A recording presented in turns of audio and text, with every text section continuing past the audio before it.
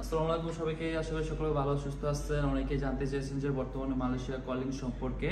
Actually আপনারা অবগত আছেন যে গতকাল মালয়েশিয়ার স্বরাষ্ট্রমন্ত্রী দাতুক সেরি ইসমাইল উনি বলেছেন যে মালয়েশিয়াতে 2025 সালের 31শে ডিসেম্বর পর্যন্ত 24,67,000 প্রবাসী শ্রমিক তার দেশে কর্মরত বা কাজ করতে পারবে। তাদের এটা একটি ধার্য করা হয়েছে, এরকম শ্রমিক তারা কাজ করবে, যেটা মালয়েশিয়ার শ্রম শক্তির প্রায় 15%।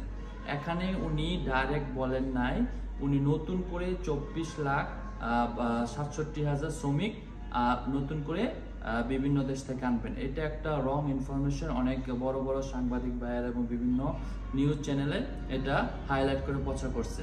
এখানে আমি একটা সহজ উদাহরণ দিই।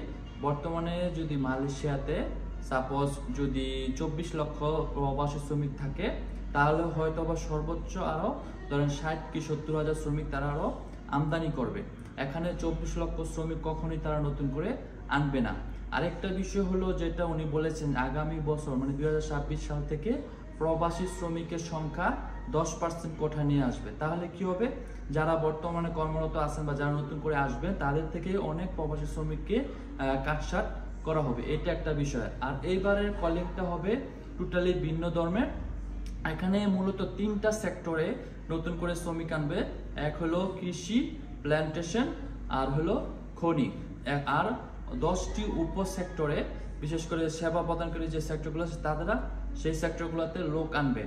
এখানে এবারের প্রসেসিংটা হলো এরকম, প্রতিটা মন্ত্রণালয় বা প্রতিটা সেক্টরের জন্য আলাদা আলাদা বিভাগ থাকবে, এবং এই মালয়েশিয়ার যে কোম্পানিগুলো যেই বিভাগের ক্যাটাগরিতে পড়বে তারা সেই বিভাগে গিয়ে করতে হবে, আবেদন করতে হবে। এবং আবেদন করার পরে মনে করেন সেই আবেদন অনুযায়ী তারা যাচাই বাছাই করে তারা ওই বাংলাদেশ থেকে হোক বা আরো যে 13টা যে সোর্স কান্ট্রি আছে সেই দেশ থেকে তারা শ্রমিক আনতে পারবে।